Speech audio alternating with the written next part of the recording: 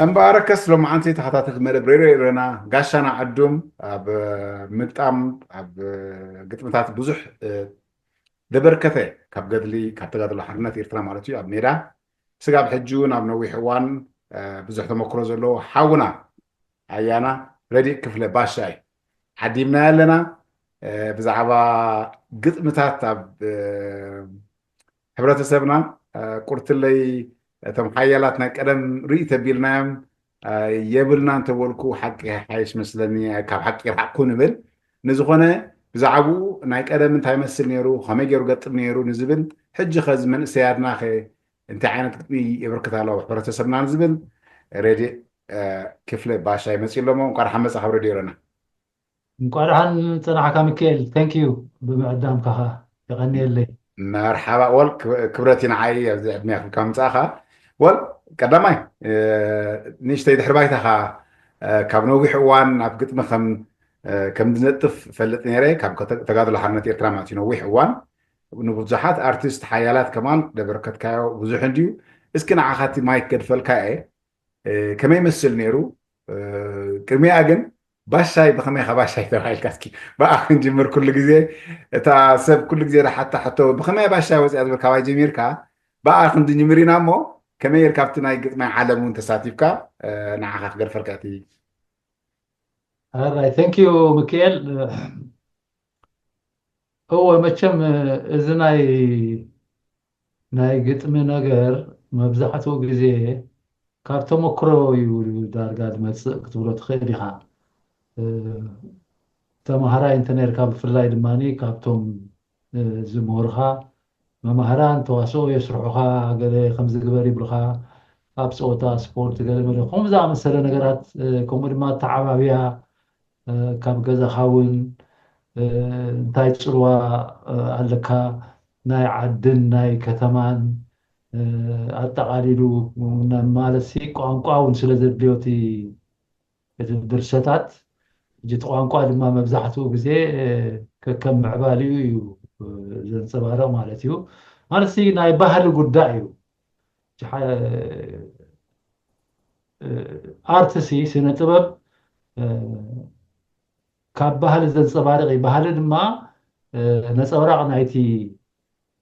ናይ ሃገርካ ኣገባብ ምጣኔ ሃብቲ ወይ ከዓ ኣገባብ ማእቶት ናይቲ ሃገር ካብኡ ዘንፀባርቕ ስለ ዝኾነ ሕጂ ንስኻ ትዛረቦ ተዕልሎ ትምስሎ ትገጥሞ ወላ ሕግታት ተውፅኦ ብምሉኡ ንዕኡ ዘንፀባርቕ ንዕኡ ዝመሳሰል እዩ ዝኸውን ማለት እዩ ናይ ሃገርና ሕግታት ሕጂ ናይ ቀደም ዝነበረ እንድሕሪናዮ ልክዕ ነቲ ማእቶት ናታቶም ዘንፀባርቕ ነቲ ኣነባባር ናታቶም ዘንፀባርቕ እዩ ማለት እዩ እዚ እንታይ ይጠቕመካ ሕጂ ናብ ማዕበልካ ምስ ከድካ ድማኒ ልክዕ ምስቲ ምዕባል ኢኻ ዝኸይድ ሕግታት ክትገብር ነቲ ሕብረተሰብ ዝሰማዕ ይጠቕመካ ንሱ ሽዑ እንታይ እቲ ድምሩ ክትሪኦ ከለካ ናይ ባህሊ ነገር ከመይ እዩ ባህሎም ክበሃል ከሎ ከመይ እቲ ኣነባባሮም ዳርጋ ከም ማለት እዩ ማለት እዩ ለዛ ኣነ መጀመርያ ክሳብ ራብዓይ ክፍሊ ኣድቨንቲስት ሚሽን እየ ተማሂረ ማለት እዩ ኣብ ኣድቨንቲስት ሚሽን ከዓኒ ቁሩብ ካብቲ ናይ هو زنا يبطات كادلو خا مجمريا انا بنده لقا ገለ ኣሎ ግን እንተ ዓድል ተረኺቡ ድማ ናብ ቤት ትምህርቲ ናይ መንግስቲ ይኹን ወይ ናይ ሚሽን ከከም ስድራኻ ኢሉኻ ማለት እዩ ለዛ ኣነ እውን ዕድል ተረኺቡ ማለት እዩ ናብ ኣድቨንቲስት ሚሽን ኣብ ዓዲ እዩ ነይሩ ማለት እዩ ክሳብ ራብዓይ ክፍሊ ተማሂረ ኣብታ ዓድና ማእከል ኣድቨንቲስት ሚሽን ስለ ቤት ትምህርቲ ዝነበሮም ብኡ ገይረ ሕጂ እንዳተምሃርኩ ከለኹ ነቲ ናብራ ናይ ዓዲ ክሪኦ ክኢለ ማለት እዩ ክሳብ ራብዓይ ክፍሊ ዘሎ ግዜ ስለ ዝለመድኮ ድማኒ እቲ ክጥዕመኒ ድማ ካብ ኣስመራ እውን እንደገና ከይድ ስድራ ኣስመራ እዮም ዓባይ ጥራሕ ነይራ ኣስመራ ኣብ ዓዲ ማለት እዩ ስለዚ ኣነ ወላ ምስ ጎበዝኩ እውን ኣብቲ ልጥዕም ናብ ዓባይ ይኸይድ ማለት እዩ ስለዚ ናብራ ናይ ዓድና ኩሉ ኣገባብ ኣካይድኦም ኣነባብሮኦም ሕርሽኦም ሞጓስኦም ዘረብኦም ኩሉ ዕላሎም ባይቶኦም سلا زفقر الكاخ تزارب تشاو كتبلي زي الكام بس قع الكاخ سمع سلام سدريوها بزح يخات سنق مالتي تراي كتهوخ يوم دي دلها امبر نختسمع فنتتي الكا كوفي الكا يفقد الكا يدحاني هم يتي بحالنا يتحقر نيرو كوم دا غبرخا ايو زلمت هبي نسو تراي دي كونه كمان دارغا موغتاون يلا مروم يمنتهم غبز غبز دبلو يكاسوسيوم أمرعاخون أب ولا بايتو خلا معمودو نتموقتش لومدو يوم تما حسينا كان لغو ولا تحري يخشوا مالتي تحري غا كومو وحاسي قبي يبهلو وحاسي تخاخلو خمون دا قبرو يلومدو نتموقتا مالتي جا أنا خمزي لي بدحريو قل حمشاي كفلي هذا من حاتم له ثلاثة مستنيا تقانا بري دار ديسميشن من عرب شطت عوكا أبو خاب حمشاي كا حمشاي نابو غسيلة مالتيو بدحريو قل ناي منقستي آتيه مالتي نار يتجمعنا حجنتا هم تجمعنا معك اوكي يتجمعنا أبوينا نحن نيرنا ثم ناي مجمر يا رك تبعتي وزاتنا بعد أنا إنا نيرنا مالتي مرك أدم دا سيتا يتبهل نيرو دك أنشيط راح يزمعرون ينا ساعتن دك أنشيط راح ينصبوا قطع يتبهل ديفيزين قال مليان فولتيو وسماء وخدان قال له خمس جيرين البرانيرن سنت راح يزمعرون نيرن حرقنا إحنا تحوشنا المجمر تا دك تبعتي وزاتنا إحنا إنا مالتي لازم يتواصلوا نجر كاب كلاي كفلت ممهري أسرحن مالتيو حجي تسألي مالتيو دارجا ناتي ناي تواصلوا نجر قلت مثلا دماني كان مزمور تلاميذي مالتيو مزمور سلازلو تناي ميشن مزامور تلوهم ناي كرشات خوينو ناتهم مزامور علوهم مزمور سلام زبحال لهم نايل بنت استقاء مزمور سيون زبحال لهم حجي قلت مثلا درارسا السرارعة كاوتو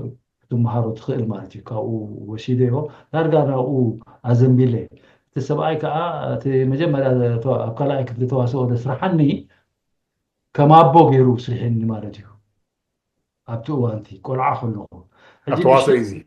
وابتواصل حجي نشتي كان لخان ترى نعبيت تزارب كون كحجي نتهزبي يقرمو يستاي نسات ايتخو طعم يوم خصاي زخونو اتراكتيف زخونو كاب قلعه سمعو خلو نعبيت زربا قالتها اجي ولا وين كنت كيتكلم حالي قد انت حمو زبرت انا عمو خمزي عمو لو مكابات مالتي بتعم يمزح قوستهم عبيت وانتي لازم بخمسه تلاميذ هو بدحريو كابتي ميدل سكول ابتو وانتي تي حما قزي ارترا تحوست القزي اني رخصه بشامنا كفل بيتا كمان انت ماهرنا مالتي شهر شاشه وعشابنا شعوي ينيرو شبورنا تمهاراي برتع شبورنا ارترا تحوست القزي مالتي مس اثيوبيا فدرشن فريسو مالتيو شعو تمهاراي بمولو شبورو غيرو درجه مولي اعتراض له ختماتات شبورو غيرو مالتيو شبورو غيرنا اشتغلنا ያው አስሩኻ ሓደ ክልተ ሰለስተ ሰዓት እሰር ዳርጋ ከምዚ ናይ ተምሃራይ ፀብፀብ ኣቢሎም የፋንውኻ ማለት እዩ እቶም ፖሊስያታት ገለመታት ብዙሕ ሓርሻ ይነብሩና ኣብ ልዕልና በሺ ንሕና ብዙሕ ነገር ንገብር ነርና ዋላ እቶም ኣጉባዝ ዝኾኑ እምኒ ዝርብዩ ገለ ገብሩ ናይ መንእሰይ ነገር ዋዕሎ ከምኡታት ነይሩ ማለት እዩ ናሽናሊዝም ኣብኡ ከሎ እንዳኣተወና ከይዱ ማለት እዩ ናይ ሃገራዊ ስምዒት ማለት እዩ ብድሕሪኡ ናብ ቀሃስ يغسله كاس قدما هاي سلاسي يا بعد دهم تقول لهم حجي او يغسله مالتيو بدحريو كن كابو كاب جريتن نبهر دار كده مالتي بوليتكنيك انستيتيوت اوكي بوليتكنيك انستيتيوت او 4 عام تغيرنا او ابو جراجويت غير مالتيو دبلوما بدحريو حدا 3 عام تخون أو خلنا با نسمران سلزنبرنا أو هوكت بزح هوكت غيرنا نيرنا بزح شبرو عبي شبرو نيرو كنا حصرا ينازل لنا مالتيو بينا وحالنا كسع اسمرا مسينا نزغلو ختماتات كم دربش كوينو زوم كلهم منستراتنا إرترا بملؤهم تصويعهم مالسي عبي تاريخيو نالو سمع كايت خونا ناي نازي ماني عليلنا له نيرنا نويح ጉዕዞ كلهم زلوا محادثنا ኤርትራ بمرأتهم يوم تأكيبهم كساب ጃንሆይ ተበፂሑ ኩሉ ነገር ጃንሆይ እውን ክሳዕ ኣስመራ መፂኡ ለመረታት ከም ንምለስ ተገይሩ ማለት እዩ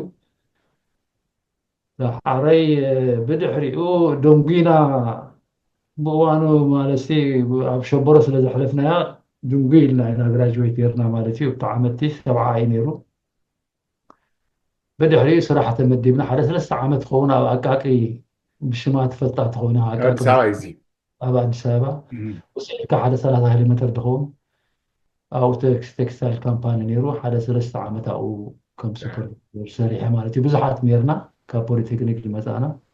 بدحري إجن بتناي دوموز كنسا مع ساي كألنان እንደገና ሓደ ክራሽ ኮርስ ናይ 3 ወርሒ ዝኸውን ናይ ሰመር ኮርስ ናይ ቲቸርስ ትሬኒንግ ክራሽ ኮርስ ወሲድና ሃይ ስኩል ሽዑ ናብ ሃይ ስኩል ተወዚዕና ማለት እዩ መብዛሕትና ቶም ዝገደፍናዮ ፋብሪካታት ማለት እዩ ካብኡ ኣነ ወላ መሰዶ ሃይ ስኩል ነይሩ ኣብኡ ሓደ 2 ዓመት ኬሚስትሪ ኤንድ ፊዚክስ ይመሃር ነይረ ማለት እዩ بدحري ግን ኣብታ ካልኣይቲ ዓመት ግን በቃ ጉያ ኮይኑ ንዓዲ ንሜዳ ሳውራ ዘብ ኮይኑ ነታ ቤት ትምህርቲ ዳርጋ ኩላህናቶም ኤርትራውያን ኣብ ካልእ ዝሰርሑ ዝነበሩን ነይሮም ኣብ ፖስት ኦፊስ ኣብ ካልእ ቦታታት ነበሩ እታ ሓይዝና በቃ ደሓን ነይሩ እቲ መንገዲ ብዙሕ ትደርጊ ክሳይ ዘበለሉ ግዜ እዩ ብደይ ሽግር نعدوا آخر مسألة حسبنا يا تجوا وريدنا بتيخنا بو نقولوا سرنا نسأل قامنا قديفنا بلسا روا بلسا سجرنا صورنا عتينا مالتي كاب صورنا اندقنا شعوب معتي ولا إن ترتات ولا قال كلنا المسألة هنا إثراها بإثيوبيا إثراويان شعوبنا و كابول ما بتيخنا ما عداقة مسينا ما عداقة عندنا تخيلنا مالتيو بخرباريا غيرنا بشكت غيرنا زي زاوله خرطفت غيرنا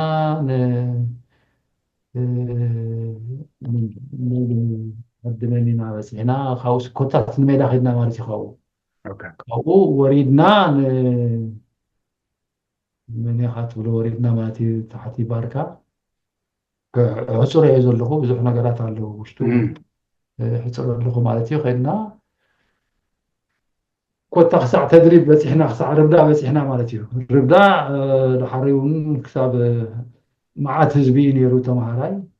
بصراحتኛ ገለመለ ሁሉ አይነት ዳርጋ ሁሉ ኤርትራው ሁሉ አይነት صفحታት ተመሃራይ ይኹን መምህር ይኹን ሽማግሌ ይኹን ገለ ይኹን ሁሉ ይነሩ ثلاث معسكرات يتعلم نيرو بجبهة طاهر محمد إبراهيم عبد الله تصم بلد بهال معسكرات نيرو مع تشحات حزبي نيرو وتعلم فلما جزيزي هو تصورها اوكي هو شو تعلمنا ده تعليم توزيع كوينو من الدار كوينو مالتي تمديبنا انا شعونا بمسبوزحات بكفل تمرت تمديب حبرة سواء بصحفة بهال نيرو على 9 بيت صحفتات نيرونا فسا مش ماقلات كابتن 9 حنتي حبرة سباوي قدات تبلع أبا تمديبنا مالتي أبا حجي كاريكولوم كوميتي خوينا مالتي صراحة تمرتي سريحنا ناو مالتي مساحة تسحيفنا صراحة أبت ميدان هزب زخون مالتي مسودعنا ينعوها تمديبنا من معدارات مالتي أبو خلقه حجي إذا بلكازو له أبتخفل التمرت خلقه إذا قتمتات مزمرات بزح حيالي نيرنان فتاتنا أنا بزح كستاجر مالتيو ما بزحته ناتيك تروح غير حجي عبتو وانت تنبري مس بلا عالم ودو عالم نفسي محل لأرقان السود دورفون نبري كله مبزحته ناتيك مالتيو ولا مسانا خلنا ومسانا نيرو دحراي ونابت في الموسيقى تمديبو ناب على هاي لمن سعيد اللي هو خيد مالتي ولا ونا أقدر فونا بري تا أنا ذهب كوين يرو مبزحتو تشجر እንታይ እዩ እቲ መብዛሕትኡ ግዜ ንስኻትኩም ኣብ ህዝብና ዘይፍለጥ ወይ ንስኻትኩም ክትፈልጥዎ ዘይትኽእሉ ናትና ናይ ኣገባብ ኣቀራርባ ናይ ሙዚቃ ቁርብ ምዕብል ዝበለ ኣይኮነን። ምክንያቱ ኣብቲ ሌላ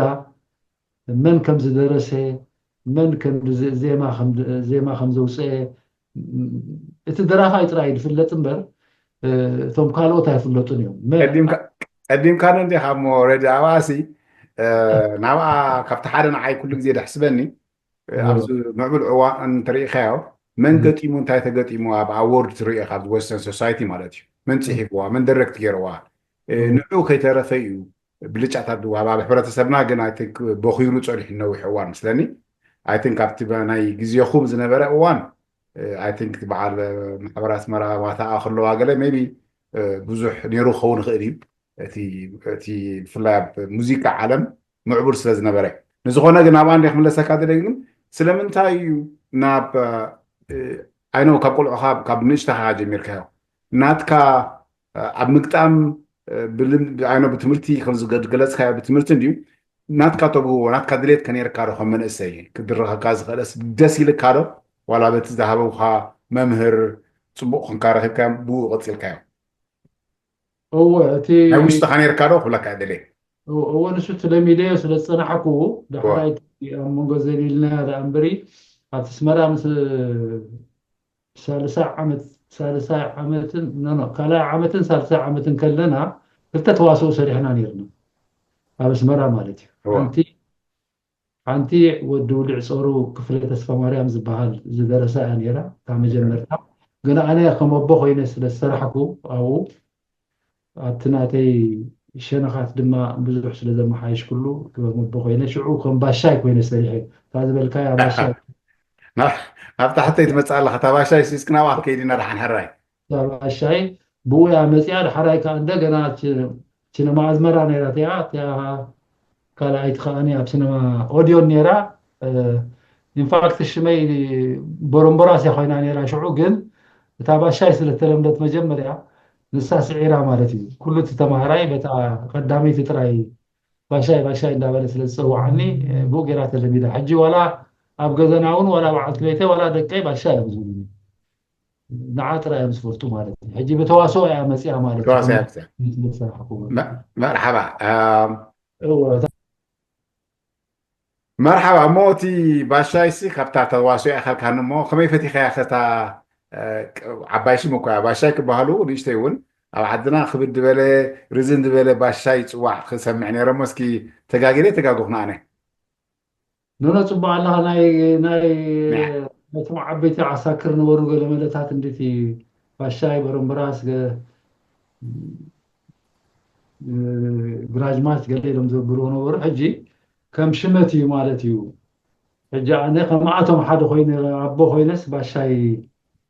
ማዓርግ ዘለኒ ኮይነ ሰሪሐ ማለት እዩ ሕጂ ኣባ ሓጎይ ባሻይ ድበሃል እሞ ፅቡቅ ገፂም ኣላ ማለት እዩ ሕጂ በደይ ኣባ ሓጎይ ባሻይ ፅዋዓ ስለዚ ለሜዳ ብኡ ጠቢቃትኒ ኩሉ ሰብ ሕጂ ከምኡ እዩ ዝብለኒ ኣነ እውን ከምኣ ብራኬት ከይገበርኩላ ኣይፅሕፋን እታ ሽመይ ኣረጋ ከምኣ ገላ ማለት እዩ ኩሉ እስከ ኣራይ ድሓን እስኪ ድህስስ ነብሎ ድሓን ቅድሚ ኣብቶም ንመን ሂብካ እንታይ ሂብካ ምእታወይ ግጥሚስ ከመይ ከም ተመክሮኻ ነዊሕ ሲ ክንደይ መንእሰይ ኣሎ ነዚ ድካታተሎ ሕጂ ብዙሕ ሰብ ኣብ ደርፊ ትሪኦ በዓሉ ገጢሙ እቲ ውፅኢት ትሪኦ ኣነ ኖ ብዙሕ ካታተለ ሙዚቃ ፈቱ ኣነ ኣነ እውን ፃወተ ብነብሰይ ግን ፍርያት ዝወፅእ ዘሎ ንሪኦ ኢና ሕጂ እቲ ናይ ቀደም ፍርያት ከዓ ፅቡቅ ነይሩ በዓል ምስ ንጉሰ መንሳዓድ ጎርኮ ኣለመተት ርኢኻ ትኾንካ ብብዝሒ ፈርዩ እቲ ግጥምታት ፍረ ዘለዎ 40-50 ዓመት 80 ዓመት ዝፀንሕ ደርፍታት ትሰምዕ እስኪ ቅድሚ ናብኡ ምልሳት ናሲ እንታይ ዓይነት መገዲ ትወስድ ክትገጥም ከለካ ወይ እንታይ ሜላታት ኣሎ ክትቦ ትኽእል እንታይ ትጥቀም ነርካ ንስኻ እንታይ ክትጥቀም ኣለዎ ወይ ከምቲ ቅድም ዝበልኩኻ ሓደ ክትለምዶ እንድሕር ኮንካ ስሩዕ ዝኾነ ግጥሚ ክትገብር ካብ ትምህርቲ ኢኻ ትረኽቦ ማለት እዩ ዝበልኩኻ ካብ መዝሙር ካብዞም ሚሽንስ እንድሕር ነርካ እቲ መዛሙር ናቶም ስሩዕ ዝኾነ ግጥምታት እዩ ዘለዎ እዚ ደርፊ ናይ ዓድና 2 ሰንተንስየን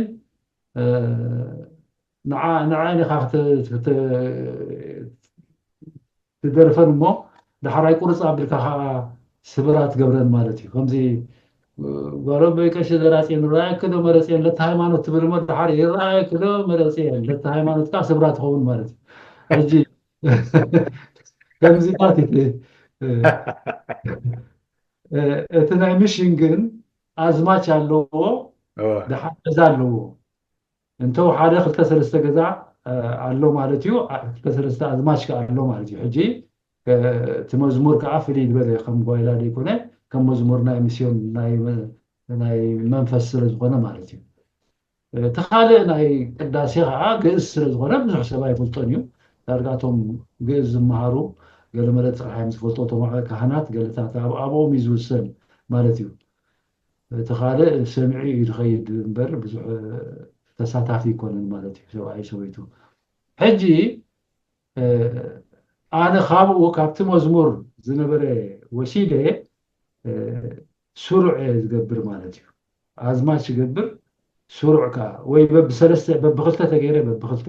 በቢ3 ተኮይኑ በቢ3 በቢ4 ተኮይኑ ማክሲሙም ካብ 4 ክበዝሕ የብሉን ምእንቲ ከይሙኖ ማክሲሙም 4 ክትገብሮ ትኽእል ወይ በቢ2 ትገብሮ ሞ 2 ወሲኽካ 4 ኮና ማለት እዩ ወይ ከዓ 3 ብሓደ ክሳይ ዝውዳኣ ወይ ከዓ 4 ትገብረን ካብኡ ግን እንተዘይንዋዕካዮ ይሓይሽ ብፍላይ ደርፊ ክድረፍ እንተኮይኑ ድማኒ ክበዝሕ የብሉን 3 ገዛ ማክሲሙም 4 ገዛ ተጌርካሎም እኹል እዩ ክደግምዎ እንተደልዮም ደግምዎ ማለት እዩ ንሳቱ ሕጂ ኣብርሃለይ እስኪ እታ ገዛ ትብላ ዘለካ ስቁርት ለይ ጥቃምካ ስለ ዝውሕደና እታ ገዛ ዝብላ ዘለኹ እንታይ ንብለካ ምሽ ሕጂ እንታይ ኢና መኾነ ምስል ሕጂ ለሰይ ሕጂ እዚኣ ሓንቲ ነየተ እዚኣ ሕጂ ኣርእስቲ ትገብረላ ኣርእስቲ ገይርካ ኣርእስቲ ሕጂ ካብተን ኣብቲ ትፅሕፎ ዘለካ ዝያዳ ተስምዕ ኢልካ ተሓስባ ከም ኣርእስቲ ትወስዳ ምክንያቱ ኣርእስቲ ኩሉ ግዜ ሓፂርን ኣትራክቲቭን ክኸውን ኣለዎ ገሊኦም ሰባት ፓራግራፍ ሙሉእ ኣርእስቲ ይገብሩ ሕጂ ኣይስሕበካን ይኸውን ሓፂር ክኸውን ኣሎ እንተተኻኢሉ 2 ቃል ሓንቲ ቃል 3 ቃላት ገለታት ክኾን ኣለዎ እንተን ኣርእስቲ ትገብረን እሰን ከዓኒ ኣብቲ ንስኻ ትዛረቦ ድሓራይ ትዝርዝሮ ዓብ ተሰማዓነ ዓብ ኢምፓክት ዘለዋ ክትከውን ኣለዋ ኣርእስቲ ሰለክት ጌርካ ካብኣ ኮፍ ተብላ ሽዑ ድሓር ኣብቲ ክረኽብዋ ከም ምሳሌ ሕጂ ሰማይ በላ ናይ ኣብርሃም አፈወርቂ እሳ ቀዲ ኣርእስቲ ዘሎ ትኸውን ኣብ ብዙሕ ይደግማ ሰማይ ሰማይ እንዳለ ደጋግማ ኤግዛምፕል ትበኒ ሕጂ ንሳ ከምኡ እንድሕር ደጋግማ ኮይኑ ንዑ ሕጂ ከም ኣርእስቲ ስሒባቶላ ንሳ እታ ከብላ ዝደለየ ድማ እታ መሰጅ ናቱ ቀንዲ ድማ ንሳ እያ ማለት እዩ ኮፍ የብላ ማለት እዩ እዚኣ ሕጂ ንኣብነት ዓፍራ ከይትረግፅ ትብላላ እዚኣ ናይ ባነ ባርያ ዝሃብኮ ሕጂ እዚኣ ዓፍራ ከይትረግፅ ኢለያ ሕጂ እታ ኣርእስቲ ኣትራክቲቭ እያ ግን እንታይ ኣብ ትሕቲኣ ደላ ግን ከተንብብ ኣለካ ሕጂ ትስሕበካ ኣላ ማለት እዩ ከይድ ኣለካ ተደይኩ ዓፍራ ከይትረግፅ ብላ ኣሎ እንታይ ማለት እዩ ኢሎም ቶም ሰብ ሕጂ ከንብቡ ኣለዎም ማለት እዩ ክሰሓቡ በቲ ኣርእስቲ ተሳሒቦም ከንብብዋ ይግደዱ ምእንቲ ክፈልጥዋ እታ ክስተያ ማለት እዩ እታ ዝርዝርናታ ሕጂ ኣዝማች ሕጂ ሓፋሽ ኤርትራዊ ዘረባ ይስምዓኒ ዓፍራ ከይትረግፅ መሲሉካ እምኒ ሕጂ እታ ሰንተንስ ተሰሪሓ ማለት እዩ ሕጂ እታ መሰጅቲ ሓሊፋ ማለት እዩ ምክንያቱ ቃላት ኩምራ ናይ ቃላት ቋንቋ ይገብርን እዩ እቲ ቋንቋ ዝገብር እንታይ እዩ እቲ ግራመር እዩ እቲ ግራመር እዩ ሕጂ ኣብ ግራመር ኣትዩ ምስ ኣተወ እቲ ቃላት ሕጂ ንኣብነት ሓፋሽ ኤርትራዊ ስምዓኒ ዘረባይ ገለ ከይትረግፅ በበይኖም እዚኦም ተምፂኻዮም ቃላት ኩምራ እዮም ዝኾኑ እምበር ወላ ሓንቲ ነገር ኣይገብሩልካን እዩ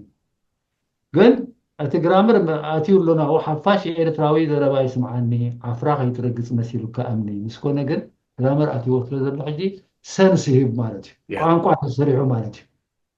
قانقوا تسريحو حجي قانقوا آلات بجرامر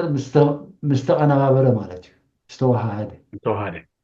هو حجي إذا عزماتها تجزاز بلتان دماني نعمت تفتاوي تلحمي تحلابي تلامكا منزيعو هي وسدا خابيتكا أي هو كم يبل ولا تكون مانكا زي حاجة حنت جزاء ናይ ባዓቂ هاجراو مثلنا حزب إيرترا بشافت كي ورسا درجة عن بربرا تعذب مستيرنا يدخل فهرا جزاء زين جزاء زين مش تهري من الله لحد زين سبلن أبتا أزماتشو يخيدنا أبتا حفاش إيرتراوي زربا يسمعني መለስ ኣለና በ مثل كأني إلو يخيد መርሓባ حر أمس كركا خاري أري إخابة حيلي ريت كي ترفت جمل أتجبغلي نحيدت ما هي خي تجبر عقلي مدب وجاي بقولون تمنزع كان إدي أي أخلنا نبلهم قدروا ما تقباي بالبرة هنسار بوجي فردي الجزاء زين جزاء يبلا ما جزاء ما تزي حر نبتة أزمة شو أبتة حفاش إرفراو تقول መለስና በ حر عندنا قرعت كاو في روم حسب قاسيتي مركوسهم أمريحهم كلهم عرقوتي ننص أنتم يوم كفيلهم مسواتي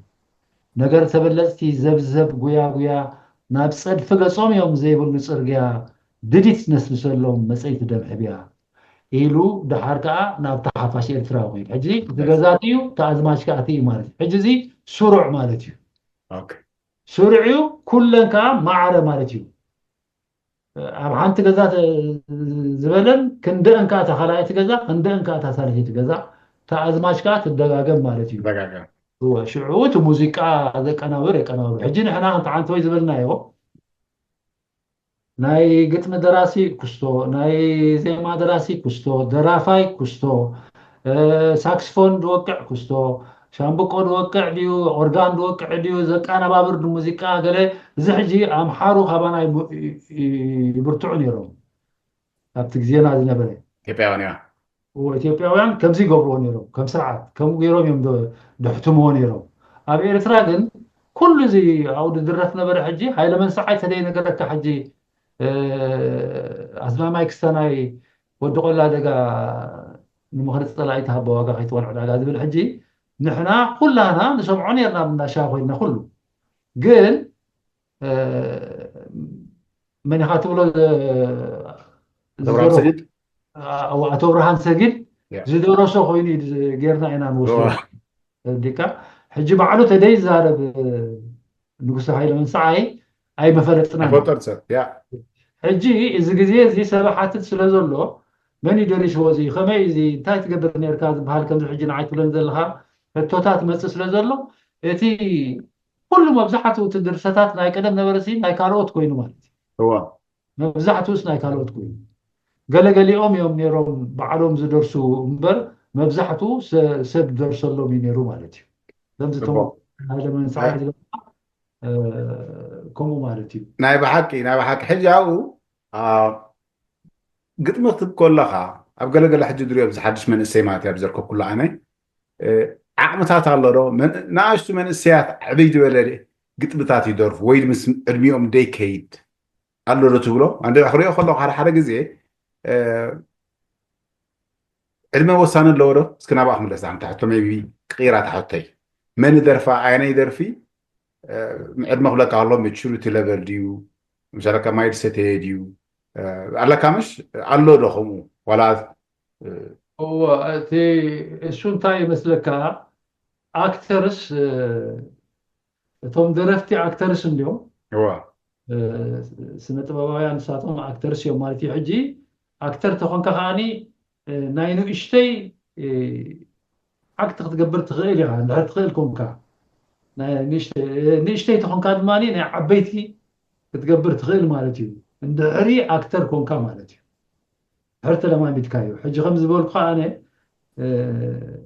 كم باشا كوين خسر كل خشي I was young مالتي وكانت نشتي كلاك في كل خسر كل خون نشتي يعني مالتي كم عاوز أبو خين خسر كل خون مالتي حجي تالنتي شو تالنتي كلت كلهم تالنت يسو سو تالنت يو قد تالنت ما صيدي يمثلني كاب كم تعنتوي زبلخا كاب التعبابية خاب جزخا حيزو زعبخا إيرياتات زرع خاي خناتات يو انفلونس قبرك ونصبراق نايتي زرع خايون زعبخايون خناتات زغونة تبهال دبلنا يو يا كابو نقيل كا كدرسن كدرفن تخيل مالتي اجي نابنت ود اسمرا عند حركونكا اب اسمرا تراي زعبخا عند حركونكا عرفي دغري قترتي قال مرة قراقرو قالتات مران قدم قال مرة خردا كاي كيدني اجسها خردا كا مانيليا كاتشافيتي قال مرة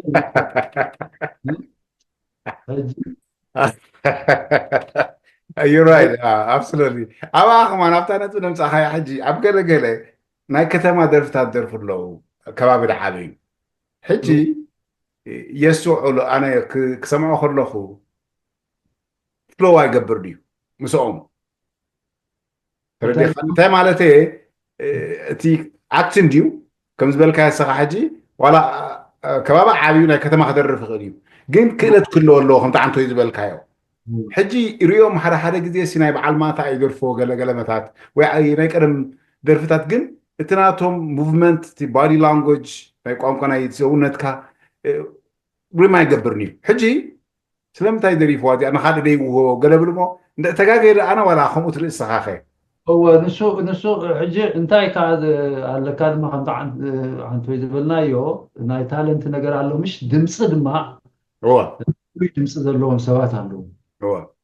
فوكال كورديناتاتهم طعم تمام حجي نسخة كتسمعوا خلقا مش مكيرو كان لحجي ناي يمان خن ويناي عثمان ويناي قال تسمع ويناي برخد ناي دخون تسمع خافتهم درفتي كدرفوا تدلغس يا ابي كان عا مغريات تفوق السوسو عقل تمرد من سيخا sometimes انت عينت ميجر حس كان لخا بينا ميجر يدرف من دريفو قالو ديو انا معاسي قطي من انجناعي بفقري موسيقى اصل فوتو ابقل قلسي ناي دخونه درفا كدر تفتنمو با تحد قبل الله تحنا قشعو يا ابيكا تحنا ابيكا كيد حجي صبا لخا ايتقاخان حجي نساتهم نابندت نسخة حجي قرورخا حفيش ويقال لعل زي كيد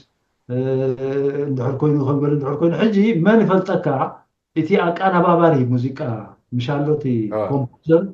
بس حجي نعاها بناتكا يعني لك نتي مسارياتات بتناتكا قرورو خمزك انا يقبرو مالتي اي قال لهم حجي ناي بركات حجي مش لعلي يخيد مو يورد ورد كان حرايكا حفص ربي ما هم قالوا قبرو خيس كيف بلا شو تدرف مالتي عثمان حجي نحري خال علي خيد مش تحتي مص كيف بلا شو مالتي تدلي موطو تدلي يوردو هاي نوت هرم ينفق بركات يو تريتغاغي تسكارمن انا خفتم فوتوم درافه حجي بركات انديو ابت بحلا ودد حبي خلك ادلي زلا على نوت تهرم كادرا اخو بركات يو جلسها تفلطو مالو رسخه تموكرها انا ناي كومبوز مغبار كستايل الليل مالسي نتدرفتاتهم يفوتوهم شالكا يسمعوا قال ملتات كمزي جن نسخه تمرتي يدلي ناي كومبوز المغبار تبع الله افتح مساعه قص الحجي افتقط مننا ناتو زلنا قال حجي قال سبات ناي بعل باريا تحتي الكادر بوليتيكاو درفتات زنتا زلوو بغايلا درفوو كما يسمع كاساهم قطابي نتي عندك صحات قطم كلها سي زاقط مزيا بناتك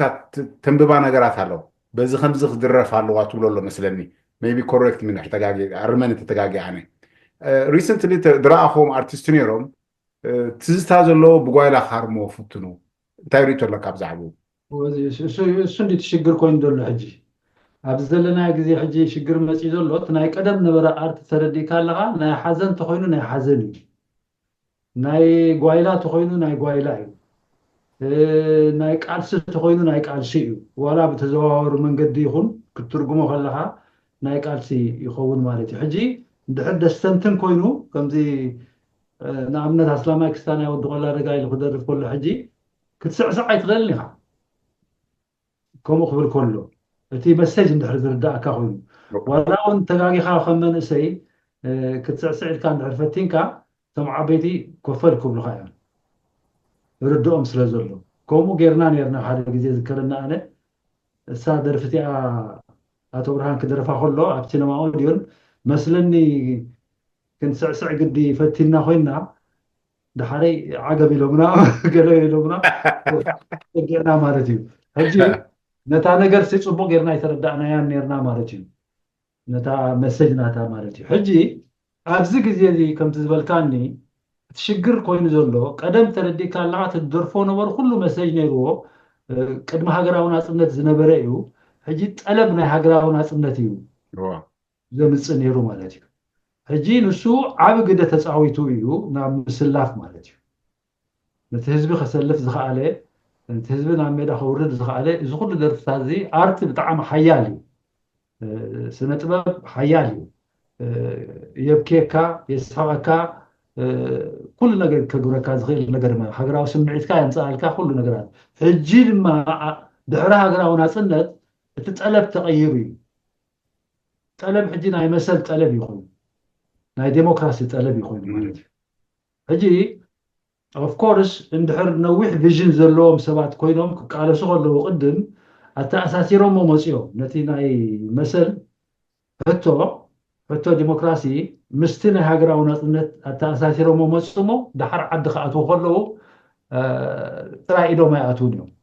ዓዲ ከመሓድሩ ከለዉ ሕጂ ኣሎቲ ሒዞሞ ዝመፁ ናይ ዴሞክራሲያዊ ናይ መሰል ሕቶ ተማሊኦሞ ስለ ዝመፁ ናብ ሕግታት ክሰባገሩ ኣይፅግሞምን ማለት እዩ ንዓና ሽግር ፈጢሩልና ዘሎ ሕጂ ተማሊእናዮ ስለዘይኣተና ንዓዲ ማለት እዩ ነቲ ናይ መሰል ሕቶ ተማሊእናዮ ስለዘይኣተና ሕጂ እምበሺ ሓንቲ ነገር ጥራይ ሒዝና ኣቲና ሰዓታ ኣብ ግብሪ ትበሃል ዘረባ ኣላ ኣብ ግብሪ ኢዝ ቨሪ ደንጀረስ እዩ ሓደገኛ እዩ ምክንያቱ ዓሶ ነዝገቦ ኣፍርሶ ድዋዕዋዕ ኣብሎ ጥራይ እቶ እዩ هو ሕጂ ድሓር ምስ ኣተኻ እታ ናይ መሰል ምስ መፀት ሽግር ትመፅእ ናይ ሓይሊ ናይ ቅልፅም ጠባይ ጥራይ ዘለካ ማለት እዩ ናይ ቅልፅም ጠባይ ስለ ዘለካ ብሕም ዝበለ ይተሓጎም ኢኻ ትብል ማለት እዩ እዚ እንታይ በሃልዚ ተሞክራዊ ናይ ተሞክሮ ሰብ ጥራይ ትኸውን ኣለካ ማለት እዩ ናይ ቲዮሪ ሰብ ኣይኮንካ ክልቲኡ ከተተኣሳስሮ ኣለካ ቲዮሪ ፕራክቲካል ክልቲኡ ምስ ገበርካዮ እዚ ሕጂ ተኣሳሲሩ ማለት ፕላን ዘለዎ ነገር ይኸውን ማለት እዩ ኣብ ድብፃሕ የፅሓካ ማለት እዩ ሽዑ ቀስ እንዳልካ እናተሰለካ ክትከይድ ትኽእል ኣብቲ ኣታና ባህላዊ ግጥምታቱን ብዙሕ ደጢፍካ ኢኻ ኦፍኮርስ ከም ናይ በዓል የማነ ባርያ ኣብያ ሕጂ ኣብ ኩትዩ ነርካ ንስኻ ከመይ ኢልካ ትሰርሖ ነርካ እቲ ግጥምታት ኣነ ዓንቶይ ተንኪፍካለይ ነርካ እቲ ዓዲ ክትወርድ ከለኻ ዓባይካ ክትርኢ ተሰውዕሎ ዝነበርካ ከባቢ እቲ ባህልታት ናይ ሃፍታም ባህልታት ናይ ሃገርና እሱ እዩ ታስመሲጥካ ብዙሕ ነገራት ኣብ ግጥምን ገለን ሓጊዝካ ኣሎ ኢልካ እሞ ከመይ ኣየናይ ቀለልካ ነይሩ ገለገለ ዘመናዊ ደርፍታት ኣሎ ናይ በዓል የማነ ባርያ ገለገለካ ከም ብዚ ባህላዊ ሕጂ በዓል በረኸት መንግስቲ ኣብ ደርፎ ባህላዊ ደርፍታት ዝበዝሐ ኣየናይ ይምቻእካ ወይ ቀለልካ ነይሩ ንዓኻ ትገጥም ከለኻ ንዓይ ዳርጋ ማለት ኣነ ሓደ ዳሕራይ ናብ ዓቕሚ ትምህርቲ ናይ ቀዳማይ ክፍሊ ምስ በፃሕኩ ናብ ዓባይ ከይደ እምበሪ ኣብ ኣስመራ እየ ነይረ ማለት እዩ ስለዚ ብቆልዓይ ከለኹ እውን ናይ ኣስመራ ክስታ እዩ ዘለኒ ዳሕራይትን 4 ዓመት ምስ ወዳእኹ እውን ናይ ኣስመራ ናይ ክልቲኡ ስለዝፈልጥ ንዓይ ጠቂሙኒ እዚ ናይ ክልቲኡ ጠቂሙኒ እንታይ ገብረለይ ማለት እዩ ኤንሪችመንት ኦፍ ወርድስ ናይ ቃላት ሃብቲ ክህልወካ ከም ዝህልወካ ትገብር ንኣብነት ሕጂ እዞም ገሊኦም ትግርኛ ፈልጡ ዓረብ ፈልጡ ትግረ ፈልጡ ወይ ካልእ ቋንቋታት ናይ ኤርትራ ምሻ ኣለካ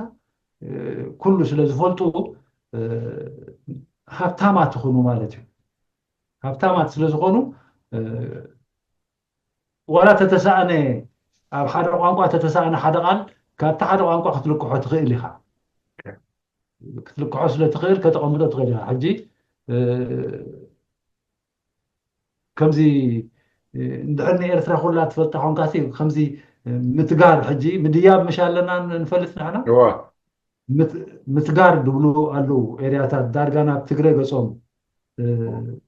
ዝገማገሙ ሰባት ማለት እዩ اجي هاي متقال كغير يبلك كاسب قال قال انت متقال مدياب مالتي دي اوكي عملت ولا نبل سبات على لازم حلو مشارا ولا مشارا هو راز بلوخ قالوا واو ما نقطه حدا እዚኦም ሕጂ ናብኡ ከም ዝብለካ ናብ ትግረ ገፆም ዝገማገሙ ዘለዉ ሰባት ገለ ዝብል ሕጂ ትእራራ ሕጂ እንታይ እዩ ዋላ ልክዕ ንሱ ማለት እዩ ሕጂ ኦልተርናቲቭ ናይቲ ቃል ትረክብ ሕጂ ክትደርስ ከለካ ክጠቕመካ ክእል ማለት እዩ ንኣብነት ብራ ዝውድእ እንድሕሪ ምፅኢኻ እሞ ንእራራ ከዓ ነታ ዋላ ክትጥቀመላ ድሕር ደሊኻ ነታ እራራ ክትጥቀመላ ትኽእል ማለት እዩ ሕጂ ናይ ከተማን ናይ ዓድን ኣፍልጦን ድሕር ኣለካ ምስቲ ደረጃ ምዕባለ ናይ ሕብረተሰብካስ ንክልቲኡ ትፈልጦ ኣለካ ማለት እዩ ሕጂ ትድበዝሕ ህዝብና ሃገረሰብ እዩ እቲ ከተማ ዘሎ ድማኒ ምዕራባዊ ፅልዋታት ዘለዎ እዩ ንክልቲኦም ከተረድኦም ሕጂ እንድሕር ኮንካ ናይ ክልቲኡ ፍልጠት ክህልወካ ከሎ ንክልቲኦም መሰጅ ክትሰደሎም እንድሕር ኮንካ ሕጂ ተሓዋወሰ ክተብል ስለትኽእል ክቕበልዎ ክእሉ ማለት እዩ ደይኮይኑ ዘይርድኦም እንድሕር ኮይኑ እቲ መሰጅ ክፀልእዎ እዮም ብዙሕ ኣይደጋግምዎን እዮም ድሕሪ ዝርድእዎ ኮይኖም ግን ይደርፍዎ ሕጂ ምስ መራ ኩሉ ናይ በዓል ዑስማን ናይ በዓል ማነ ናይ በዓል ገሌ ኩሉ ሰብ ይደርፎ ብንዳሻይ ምክንያቱ ይርድኦ ስለዝኾነ ማለት እዩ እቲ መሰጅ ይርድኦ ስለዝኾነ ስለዚ እቲ ሃብቲ ናይ ቃላት ይህልወካ ካብኡ ከምቲ ዝብለካ ተውህቦ ድማ ቁሩብ ክህሉ ኣለዎ ኣብ ገዛኻ እውን ተመክሮኻ ካብ ንእስነትካ ኣብ ስድራ ቤትካ ዘሎ ናይ ንስኻ ሓደ ነገር ማለት ናብ ክትፃወት ክትብል ምስ ሰብ ክትራኸብ ገለ ክትብል ከዓ ንሶም ከዓ ዝህቡካ ዕድላት ናይ ስድራኻ ገባባት ተዓባብያካ ኣለዎ በዓሉ ማለት እዩ ንሱ እውን ግደ ዓብይ ይፃወት ማለት እዩ ማለት ከምታ ዝደለይዋ ጥራይ ክትገብር ዝደልዩካ ስድራ ቤት ኣለው ገሊኦም ከዓ ፍንው ዘብሉካ ኣለዎ ማለት እዩ ድሓን ይግበር ዝብሉካ ጥራይ ኣይሕመቕ ኣብቲ ትምህርቱ እምበር እዮም ዝብሉ ድሓን ይብሉ ማለት እዩ ገሊኦም ግን ሰረት ሓይስካ በዓል ክራርዶ ገሌሎም ወሳ ዋጣት ክውን ኢኻ ገሌሎም ይሕድጉኻ ኣይመመር ከተማ ኩለና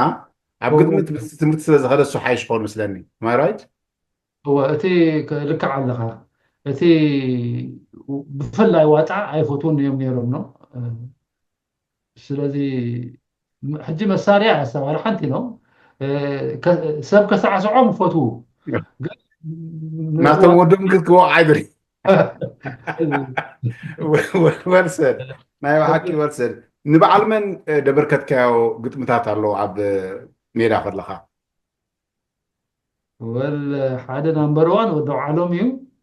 ካልኦት በዓል ኢዮብ ኣለው በዓል ካብቶም እቶም ፅባሕ ዝበሃሉ ዝነበሩ ንኣሽቱ ቆልዑ ኣለው በዓል የማነ እኳ ኣብ ካርቱም የሂበ ማለት እዩ ዳሕራይ ተሰልና ማለት እዩ ብሊድ ጊታር እዩ ደሪፎ ነይሩ ብዙሕ ንመሸጣ ዝኸውን ኣይኮነን ነይሩ ናይ ቃልሲ ስለ ዝነበረ መብዛሕትኡ ካልኦት ወላ ትበርህ እውን ሂበያ ነይረ ብጀርመን ሓደ ሓሙሽተ ግና ሓሚማ ነይራ ክተብሎ ይከኣለትን በር ሓደ ሓሙሽተ ሂበያ ነይረ ንዓ ግን ኣብዚ ግንባራ እንዳተሃሪማ ነይራ ሕጂ ኣይቀፀለቶን ነቲ ነገር ንብዙሕ ሓበርኪትካ ዋላ መዝሙር ኣብ ናይ ሃገራዊ መዝሙርት ኦፍኮርስ ብዙሑን ኣለካ መስለኒ በዓል ዚኣመን ኢኻ ትብላ በዓል ኣልማዝ ኣጋ ወጋሕታ ኣልማዝ ኦኬ ኣጋ ወጋሕታ ትብል ኣጋ ወጋሕታ ትብል በዓል ብዙሕ እዩ ብጣዕሚ ብዙሕ እዩ ሕጂ ኣብኡ ክትቦም ከለካ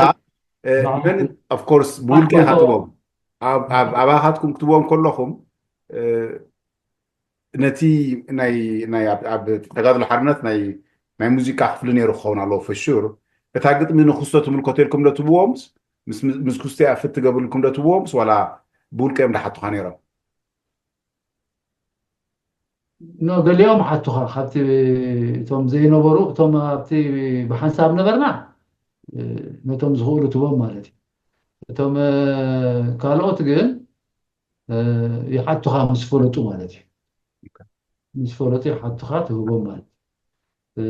ስለዚ ብዙሓት ጎይቶኦም ኣለካ ኣብ ጀርመን طبق ብዙሓት طبق ብዙሓት حجي على ورقة هيبة نيركو حنت عسلية تبل برغد منكساب هو من ورقة من كتاب عسلية تبل مسين يرز بانكوفر هيبيو دحر زياحة زياحة حنت مندق حنت نصرا مندق تغيران لا حجت حنت نصرا مندق يا تريفات هذا لا يلون موسيقى ما جن هاي جبران هاي جبران كرمي اب كالي تحط لاتنا حنتي فاكت على اسملاش لك اسملاش تفوتو اسملاش اوكي اسملاش له هي اللي هكون بحتاس نبزحت حياة لهيك يا اخا بزحات مرحبا كم تخليتي حتى كرمي اجنت حتى كان اب ثورة ولا يونس له يونس يونس يبيو يونس يبكى اوكي كرمتن بسات بلا بولونيا بعرفها اوكي اوكي حتى انت نرات ناكش خير الساعه فانا احملس ابز حجي وان ريو زلوخ انت يالو ብዙሕ ያታና ይድረፍ ትግጥምሲ ተደጋጋሚ ኮይኑ ረአኒ ኣተይሲ ደርፊ ይድረፍ እሞ ኣብታ ካሴት ግን እቲ ዜማ ያታና እዩ ዋላ ትግጥም እውን ዝተቆራረፀ ካብ ናይ ካልእ ብዙሕ እዩ ሙሉእ ግጥሚ ከምዚ ንስኻትኩም ትብዎም ነበርኩም ከምዚ መንሳዕ ዓይድቦ ዝነበረ ኣይኮነን እስካብ ምንታይ ትብለሱ ኣሰቂልካ ኣሎ ዘለካ ሕጂ ኣብዚ መንእሰያትና ዝወፁ ዘሎ ናይ ጓይላሲ ዋላ ደርፊ ኢሎም ኣውፅዋ እዮም ግን እቲ ዜማ ያታናይ ዋላ ትግጥም እውን ቁርፅራት ናይ ካልእ ሙሉእ ግጥሚ ነፍሱ ዝኽኣለ ኣይኮነን ካብ ምንታይ እዚ هو تي ارت سي كستاي كتمها انت تمهروا بيت تمرت انت اتو يسبو انت تمهيرهم حج انتاي مالتي حقتات ناي مدراس منطق كفلتو نعملت سي زينات كانت خوينو اكوتشين كتاتو خمزلكا زينات كانت خوينو ناتيل كتغبرو حجي كتصعف كل خاسي اكوتشين تو ناي كان سبيو تفلت كايو ناي كشتي تبل انت دي فلت كايا جن اكوتشين تو زينات كان مخانو يفلت مالتي كالايكا شروع كون الكادما كتمهرون لك مالتي كتمهرون لك ارت حجي روش الغال عودة تمرتيو أبي تمرتق تمهر لك هم سرعة ولازم على أن نقبرون كم سرعة تو مبزحته تو هو زعبله لي امبر أبي تمرتي أرت خيرنا تمهرني أنا جرا يكون جن ببنشتي زرا خبنا أيو نقراتي امبر كم حد مويا أيكوننا تمهرنا مالتي እጀ ባህላይ ተረዳት ክዳ ኣሎ ባሻምሽ ናይ አብርሃም ፍርቂ ስሪታት ትሪኦ ሙሉእ ደርፍታት እዩ ብዙሓቱን ደረፍቲ ኣለዉ ከም ራእይ ዋላ ወዲ ትካቦ ሙሉእ ደርፊ ኢኻ ትሪእሉ ኣብ መንጎ ያታና እንዳሓወሰ ገለ ይኮነን ድደርፎ ትግጥሚ ሕጂ እተም ገጠምቲ ስለ ድበኸሩ ድዮም ዋላ እቲ ሕብረተሰብና ከምኡ ስለ ዝደሊ ድዩ ጓይላ ከምኡ ዝረአ ዘሎ ብሰዓት እዚ እንታይ ትብል ስኻ ወይ ኣነ ጥራሕ እየ ዝሪኦ ዘለኹ እዚ هو تعانتو يزبلنا عندي حجي زلو درفن مسنا قدم كتريو خلخا زنا حجي زلو درفي توتالي مس ابي خوين زلو سلمنتاي الحريلنا انه كل شيء بغايلا طرحن زوصو زلو ولا زحزن ولا زحقش درب يخوين زلو كبر مدرنا طرح يخوين زلو معناته حجي امبارح هذا فولي زيما رؤسوس هذا زيماتها تابع حنت درفسي 3-4 زيما تركب حجي ابتم بتعب درفتي ما عثمان حجري خير لا حج كندي زيما خاطرك ابتا درفي حنتسي زوج زيما وها كي تسبابره مالت كي بلا شوت نجر يخيل مال حجزي برتوع تالنت زلو سب مالتي كلاي كاني ككمتي كسمعو زلو نتي هواسات كاسي زحزن تخوين زحزنيو زحقس تخوين زعونا تخوين ناي فقريو ناي قالس تخوين ناي قالشيو ناي غوايلا تخوين ناي غوايلايو كومو ينيرو ناي بعل ماتا ناي زون كل نورو قدم نمره كومو ينيرو تنجر ناي بعل تبرر درفو فريد بره ناي بعل يونس درفو ناي بعل اتو برهان درفو ولا كلهم تم ناي قدم درفو كمت خشمعو زغبوي نيرو إذا حجي زلو جن درب كبرة طلع ولا محزن خلصي ناس عسعيس يقبروا مالتي إذا حجي ብጣዕሚ ዲያሜትሪካሊ ኦፖዚት ካብቲ ናይ ቀደም ዝኾነ እዩ ከይዱ ዘሎ ተበላሽዩ ኣሎ ተኣርት ኣብ ገለገለ ሕጂ ዝሓትዎ ሕቶታት ሕቶት እዮም ስለምንታይ ዘመናዊ ደርፍታት ደይትደርፉ ይበሃሉ እሞ ወልቲ እቲ ሕብረተሰብና ኣብ ጓይላ ጥራሕ እንዳለመደ ንሕና ዘመናዊ ክንደርፍ ከሉና ዝስዕስዕ የለን ንብል ሕጂ ኣነ ኹማን ዝረኣኽዎ ነገራት ኣሎ ሕጂ ኣብ መን ሓላፍነት ወስደ እቲ ኣርቲስት ድዩ ወይ እቲ ዝገጥም ከምቲ ቀደምስ ሕጂ ኣብ ናይ በዓል ማታ ከምኡ ዝረኣይ ደረስ ነበርኦ ጓይላ ነይሩ ዝበዝሐ ግን ዘመናዊ ነይሩ ሕጂ ግን እቲ ዝበዝሐ 90% ተበልክዎ ካብ ሓቂ ርሓቅ መስለኒ ጓይላ እዩ ሕጂ ኣበይ ቱ ዘሎ ኣብቶም ኣርቲስት ድዩ ትፀገም ዋላ ኣብቲ ሕብረተሰብና ኸማን ጓይላ ጥራሕ ልሚድ እዩ እንታይ እዩ እንታይ ትብሎ ስኻ ከም ገጣማይ እቲ ክስታይ እንታይ ምስለካ ክንተዓንቶ ይበልካ ናብቲ ፖለቲካ ክንኣቱ ዘገድደካ ነገራት እዩ ንኣብነት ሶወራና ተዓዊቱ ዓዲ ምስኣተና እቲ ዓዲ ናብ ምዕባለ ዘሰጋገር ትካላት ተሰጋጊሩ ማለት ፋብሪካታት ደሎ ቤት ሕክምናታት ደሎ ማለት ሳይንስን ቴክኖሎጂ ዝምዕብለሉ ኣብያተ ትምህርታት ደሎ ዩኒቨርሲታት ኮሌጃት ገለታት ዘሎ ዝኩሉ ነገር ኢንዱስትሪታት ዘሎ እንድሕር ኮይኑ ምህዞታት እንድሕር መፂኡ ከምቲ ዝበልኩኻ ነፀብራቕ ናይቲ ኣነባባሪ ኢኻ ትደርስ ከዓ ሕጂ እቶም ደረስቲ ነቲ ዘሎ ምዕባለ ክገልፁ ክብሉ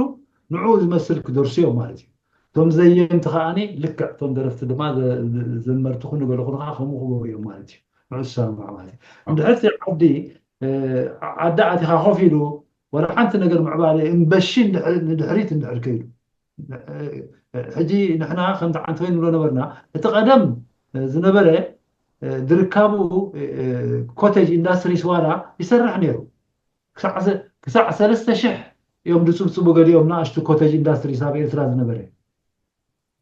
እቲ ናይ ቅድም ግዜ ማለት እዩ እዚ ኩሉ እዚ እንድሕር ጠፊኡ እሞ ስራሕካ ድማ እንድሕሪ ማለት ምስ ካላሽን ተተሓሓዘ ምስ ተኩሲ ተተሓሓዘ ጥራይ እንድሕር ኮይኑ እንታይ ይኸውን ማለት እዩ ሕጂ እቲ ነገራት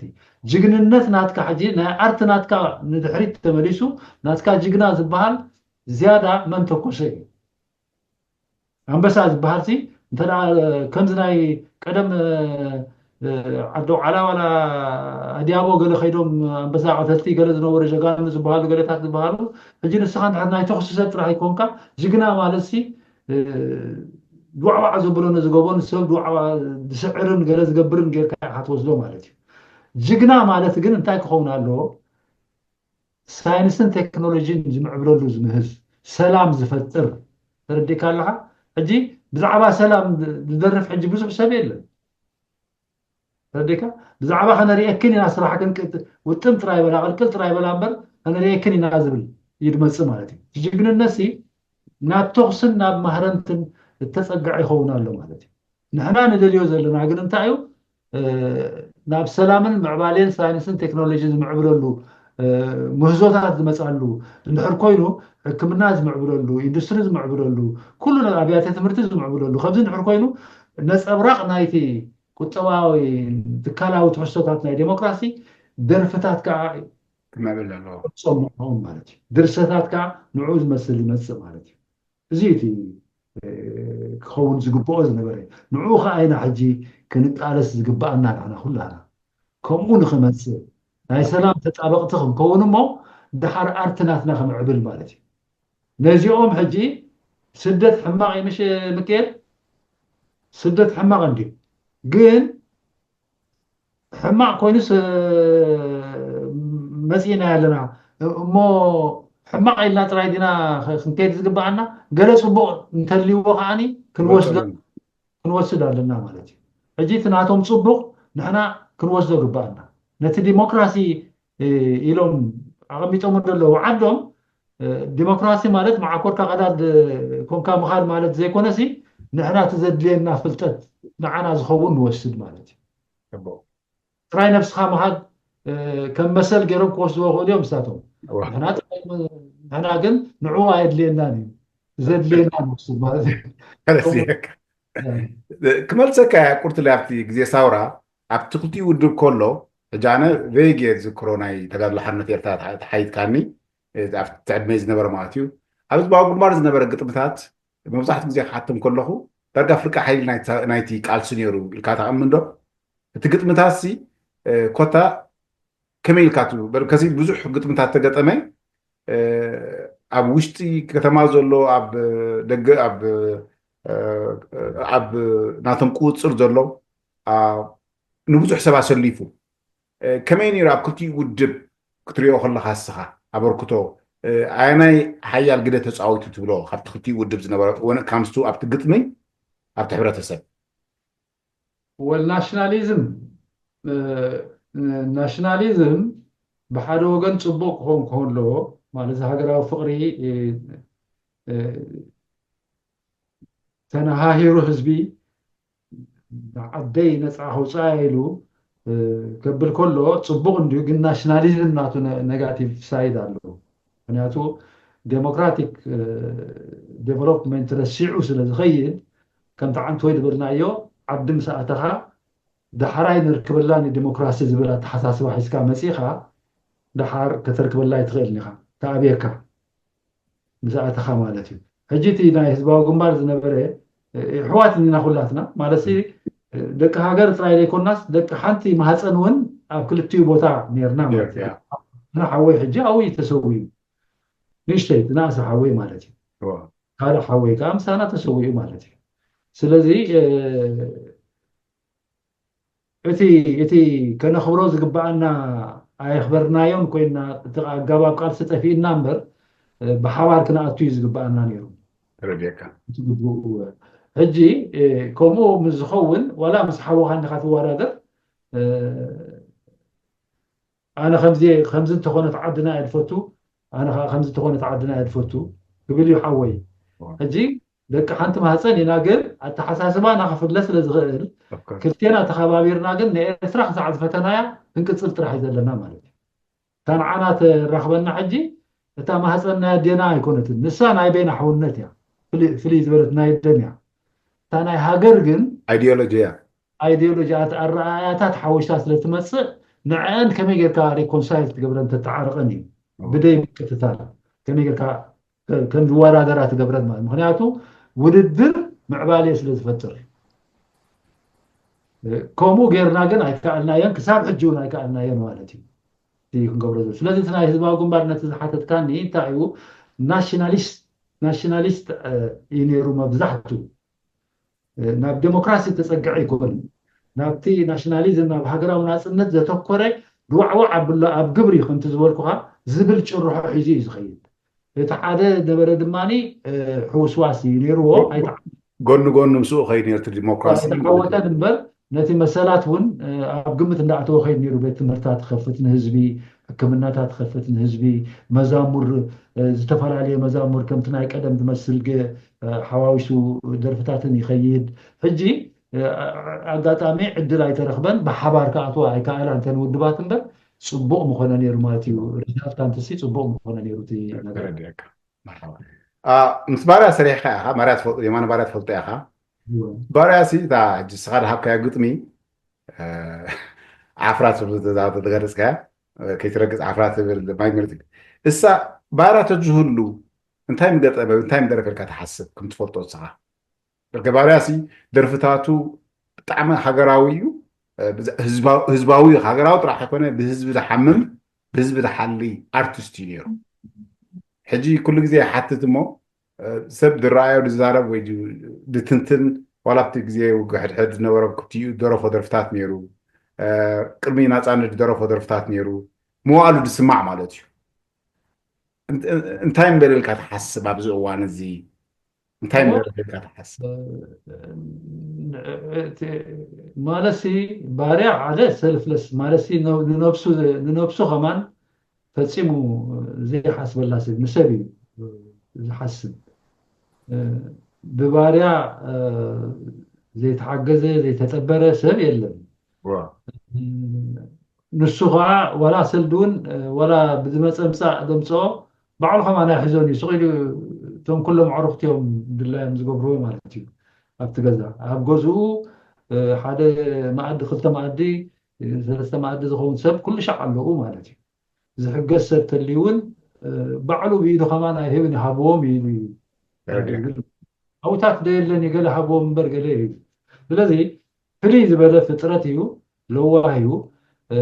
عدل انت تقبر زي زبنا دما حجي زيادة نايك على صدر فتات مقصلة نيرمو منالبات ون مس مس كوموزا أمسلو نفعات تقارستي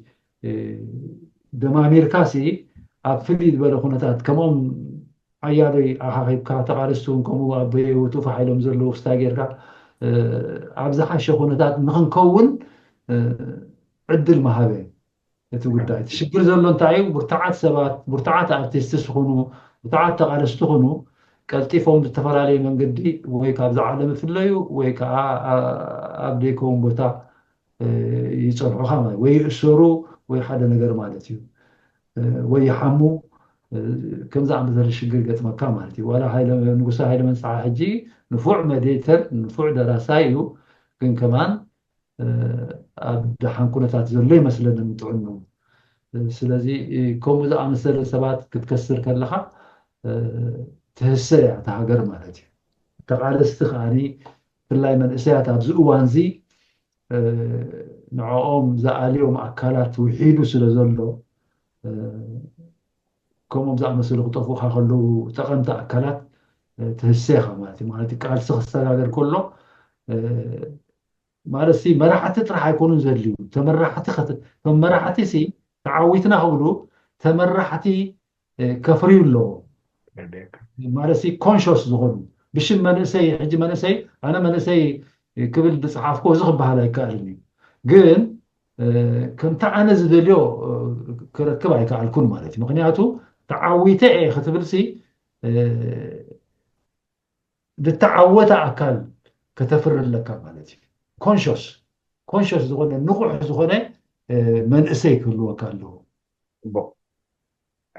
ኣታ ናይ ዳርጋ መወዳእታ ሕቶታት የት ኣለዋ ሕጂ ዝሰምዖ ዘለዉ ኣብዚ ደንበ ተቃውሞ ደርፍታት ኣርቲስት ክሪኦ ከለኹ ከምቲ ናይ ቀደም ክድረፍ ከሎ ኣይኮነን ቀደምስ ሞቶፎሪ ነይሩ ባዕልካ ተሽርፎ እንታይ ይብል ኣሎ ናይ በዓል በረኸት መንግስቲ ኣባ ተሓላፊ መገዲ ዋላ ናይ በዓል የማነ ባርያ ሕጂ ድሪኦ ዋላ እቲ ደጋፋይ ዲ ዋላ ተቃዋማይ እቲ ደርፍታትኩም ጣዕንቶ ይጠቐስካዮ ኮታሲ ቀጥታ ኣብቲ ዝደልዮ መልእኽቲ ጥራሕ ይኸይድ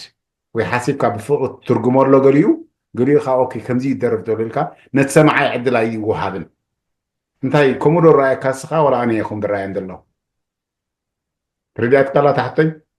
مسكت تجمع عمايل كام እዚ ዝሪኦ ሕጂ ኣብዚ መንእሰያት ዘሎ ሕጂ ዋላ ደርፍቲ ብፍላይ ኣብቲ ደንበ ተቃውሞን ኣብቲ ድጋፍ ዘሎ እቲ ግጥምታት ሲ ኮታት ከምቲ ዓንቶ ይድበልካዮ በሎ ዓይነት በቲ ደንበ ተቃውሞ እውን ቀጥታ ስርዓት ገባት ስርዓት ዶ ኣዊታት ኣሎ ሕጂ ክሪኦ ከለኹ ኣነ ነባሪ ይኮነን እየ ዝሪኦ ኣደኖ ከም ገጣማይ ስኻ ቢካዝ እቲ ነባሪ ዝረኣኹ ኣነ ብዓይነይ ርእዮ ናይ በዓል በረኸት ናይ በዓል ዑስማን ናይ በዓል ባርያ መዋል ንበር እንታይ ከመይ ይስማዓካ ከምኡታት ክሰምዖ ከለካ ዲ ቲንክ ፅቡቅ መገዲ ከዘለዉ ትብሎ ምስኻ ከምኡ ዓይነት ደርፊ እንታይ ብክልተ ኢኻ ክትመዝኖ ማለት እዩ ሕጂ ገሊኡ ደርፍታት ነባሪ ከም ትብሎ ዘለካ ነባሪ ክኸውን ይኽእል እዩ ገሊኡ ደርፍታት ድማኒ ነቲ ኦብጀክቲቭ ናይቲ ሕጂ ጠለብ ዘለካ ውዑይ ጠለብ ንዑ ዘመልክት ክኸውን ይኽእል እዩ ማለት እዩ ሕጂ ውዑይ ጠለብ ሰብ እንታይ ይደሊ ኣሎ ማለት እዩ ዴሞክራሲ ይደሊ ኣሎ መሰል ይደሊ ኣሎ ብዙሕ ፓርቲታት ይደሊ ኣሎ ሕግታት ትካላት ኮንስቲቱሽናት ይደሊ ኣሎ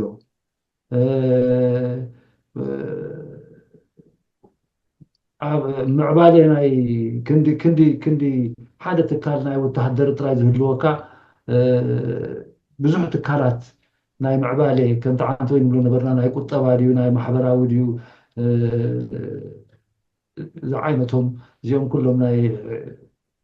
ንወዲ ሰብ ዘገልግሉ ትካላት ክህልው ትደሊ ማለት እዩ ሕጂ እዚኦም ስለ ዘየለዉ እቲ ስለምንታይ እዮም ዘየለዉ ዝብል ሕቶ መፃካ ማለት እዩ ስለዚ ኩሉ ግዜ ሕቶ ኢምፖርታንት እንድዩ أقداسي حتو sometimes توم ليكاون نتاع زرو خاب ملسي حتو إيدي أقداسي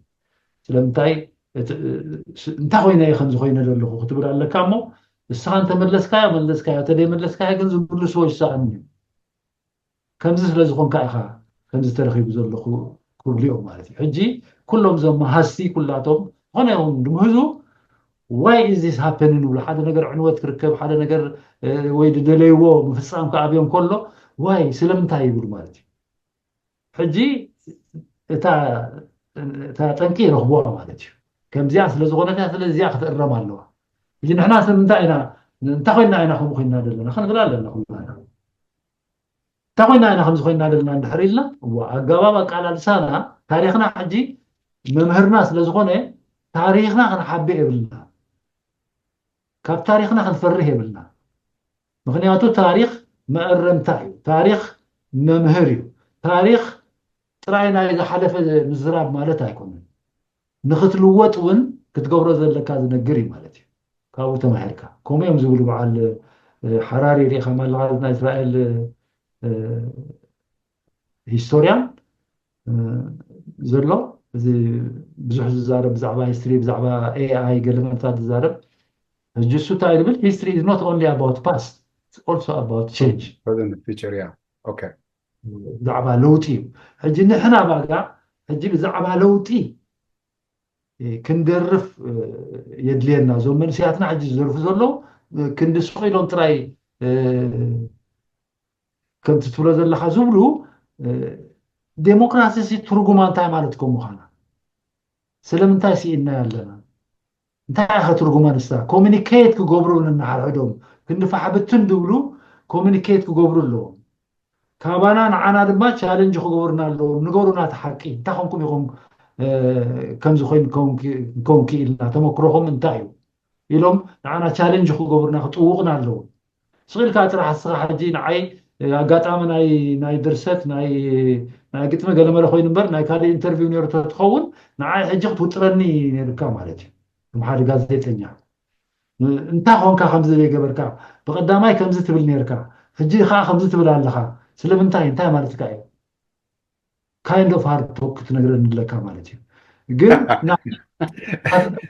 ايوا حكي تبغى ندري حزر هذا الله فحشاي اذا نتكاس بلا حكاي بيزيكلي هو قل تبغى نتبع ان فاكت كابت حدا انا ددليو منه يون هارد توك متصالو وزرا بتدم بتقامري ولا بتدم بدغافي انا تمكرو له نو تي بايتاس هالو دو اندحرات سخا حجي ديمقراسي اندحر تدلخون كاف تدلخا عدي اف تدلخا سرار حاول كتفكد كتكل على كامسلني تري تغاغي تدي كونكا السخاون مرد رديت ناي ديمقراسي بالكان مسلني نزخونه رح نسال نفسا زخالت كتلونا انا كاله غزي ግን ናብታነት በይታህ መጻካ ደሬ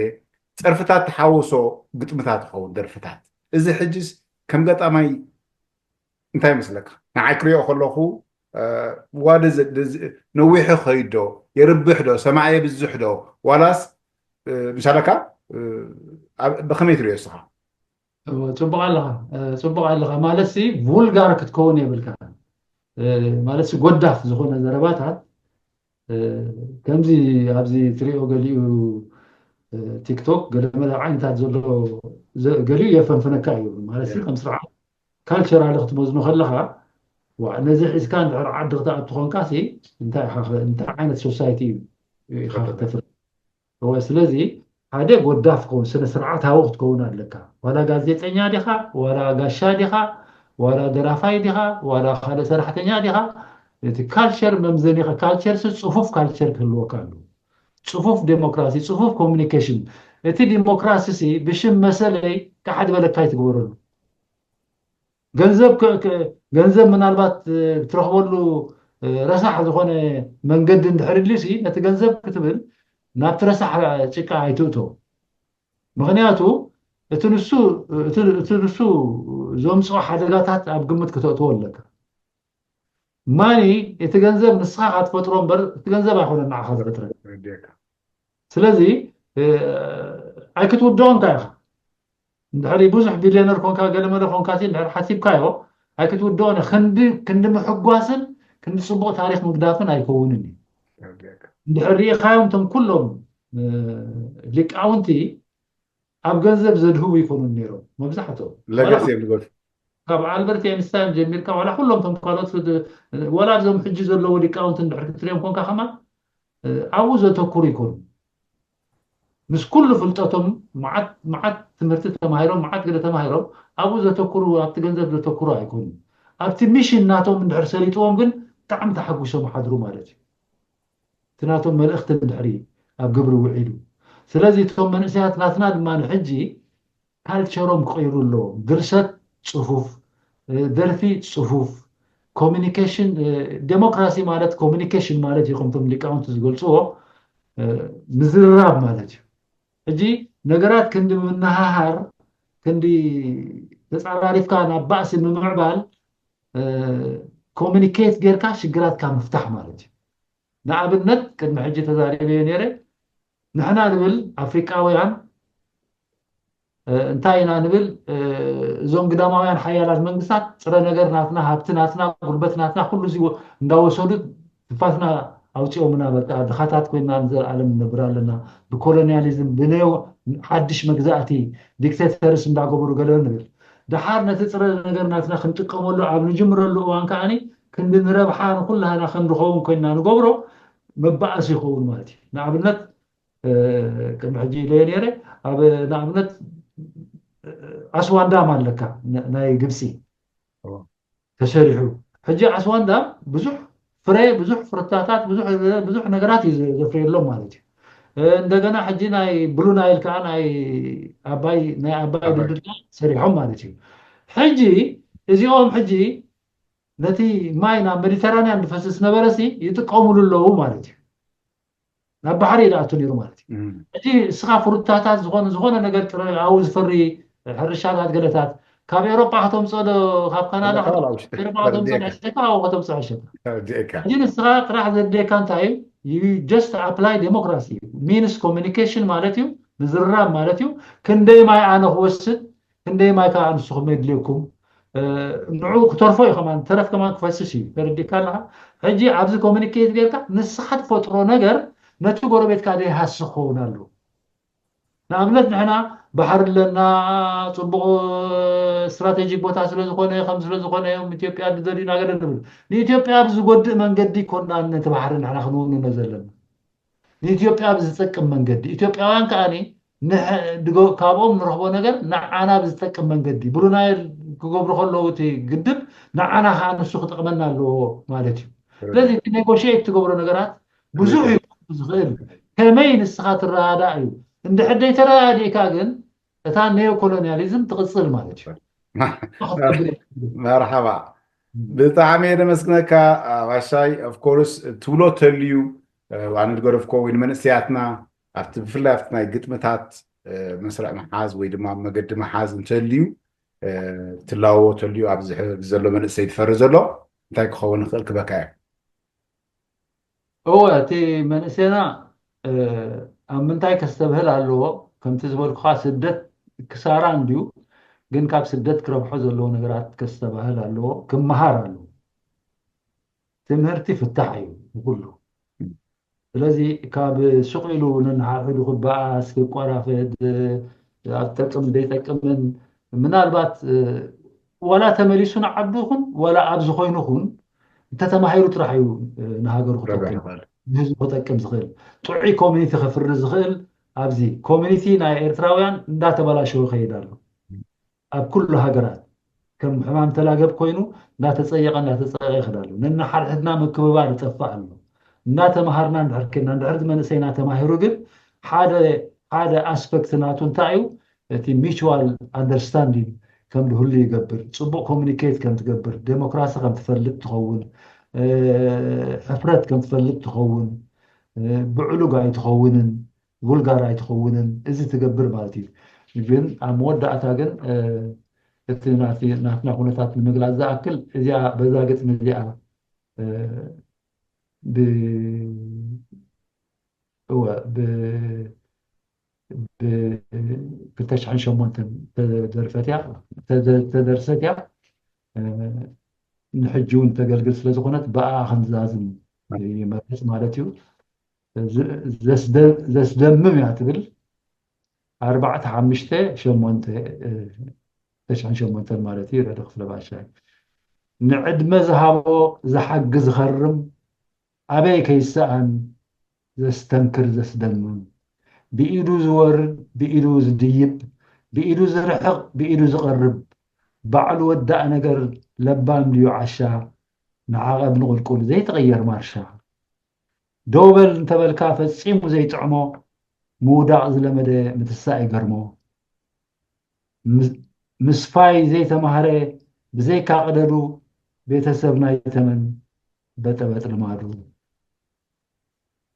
ብወሓሰ ግብእ ኩሉ ባዕሉ ይገብር ተደለየ ምሕር ተደለየ ቀብር ነቢይ ለብዘበን ንበይኑ ዓይነቱ ሃዋርያ ሲኢኑ ዘስደምም ስብከቱ